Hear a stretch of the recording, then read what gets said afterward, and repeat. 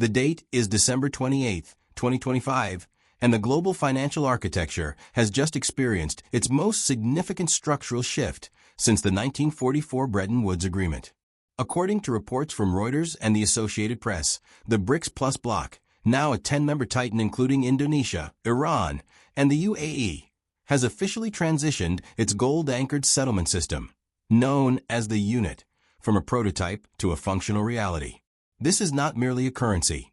It is a strategic maneuver designed to bypass the traditional dominance of the US dollar in wholesale trade. According to financial analysts at JP Morgan and Watcher Guru, more than 55 nations have already begun integrating non-dollar settlement protocols into their sovereign trade accounts. This move is framed by the BRICS leadership not as a provocation, but as a strategic expansion of financial sovereignty. On the chessboard, the dollar is no longer the only king. A new, decentralized queen has entered the field, backed by the physical weight of gold and the collective industrial output of the global south. This development represents a consequential pivot in how value is measured and moved across borders. While the financial boards shift, the diplomatic lines are being redrawn with surgical precision. According to the latest U.S. national security strategy released by the Trump administration, the framing of the People's Republic of China has undergone a significant recalibration. The administration has moved away from ideological labels, instead designating China as a strategic economic rival. This shift, according to analysis from The Diplomat, suggests a more transactional approach to the Indo-Pacific. The trade truce established in South Korea on October 30th remains a catalyst for this new stability, with Washington reducing tariffs on select Chinese electronics in exchange for Beijing delaying export controls on rare earth minerals. However, this is a fragile equilibrium. According to Al Jazeera, while the U.S. focuses on economic extraction and domestic manufacturing, China is deepening its true multilateralism across the global south.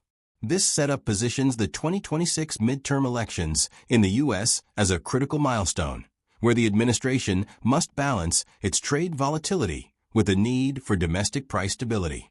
The board is set for a year where economic interdependence acts as both a shield and a spear. We look now at the maritime and regional moves that are often overlooked but carry massive strategic weight. According to official statements from Mogadishu and the African Union, Israel's sudden recognition of Somaliland on December 26 has sent shockwaves through the Horn of Africa. This move is viewed by many as a strategic maritime play. By recognizing the breakaway region, Israel secures a potential naval foothold near the Bab el-Mandeb Strait, a critical choke point for global trade. According to reports from Modern Diplomacy, this aligns with a broader naval competition in the Indian Ocean where cyber biosecurity and naval spending are colliding. Simultaneously, in Southeast Asia, Myanmar is moving forward with a three-phase election process starting today, December 28th. According to the International Crisis Group, these elections are a strategic administration maneuver to legitimize military rule under a civilian facade. Meanwhile, in Europe, Bulgaria stands on the precipice of joining the Eurozone on January 1st. According to The Guardian, this move is being met with significant internal resistance, which European officials attribute to Russia-aligned disinformation campaigns designed to maintain volatility within the EU's eastern flank.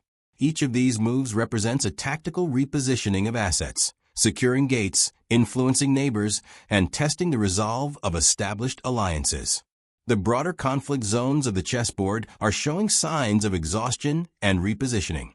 According to Ukrainian President Volodymyr Zelensky, following a high-stakes meeting in Florida, there is significant progress toward a peace framework. Yet, according to the Kremlin, these talks are viewed with caution, as Moscow maintains that Kyiv must not torpedo the existing strategic realities on the ground. This occurs as Russia reinforces its presence in the Western Hemisphere. According to premium analysis from Modern Diplomacy, Russian support for Venezuela is a clear response to U.S. naval activity in the Caribbean, signaling that any move against Caracas will be met with a consequential countermaneuver. In the Middle East, the Phase 2 of the Gaza ceasefire is slated for early January. According to Channel 12 Israel, The U.S. administration is applying significant pressure on the Netanyahu government to move toward a peace council structure, which would see a transition of administrative control in the region. This is a game of high-stakes atmospheric control, managing regional fires while preparing for a grand bargain that could redefine the security architecture of Eastern Europe and the Levant. As 2025 draws to a close, all eyes turn to New Delhi. According to the Ministry of Foreign Affairs of the Russian Federation, India has officially taken over the BRICS Plus presidency for 2026. Prime Minister Modi has framed this tenure under the motto, Building Resilience and Innovation for Cooperation and Sustainability. This is a significant moment for the global chessboard. India, a country that maintains a strategic partnership with the U.S. while leading the BRICS Plus expansion, now sits as the ultimate mediator. According to the Economist Intelligence Unit, the collective GDP of the BRICS Plus is on a trajectory to overtake the G7, not by 2045, but potentially much sooner if the unit settlement system gains universal adoption. The move toward a multipolar world is no longer a theory. It is a documented administrative reality. The U.S. is redefining its role as a protective economic fortress, while the BRICS Plus bloc constructs a parallel world of trade. As we enter 2026, the strategy is clear: resilience through diversification. The game has moved from the era of shocking disruptions to consequential structural shifts. This is storytelling news. Stay strategic.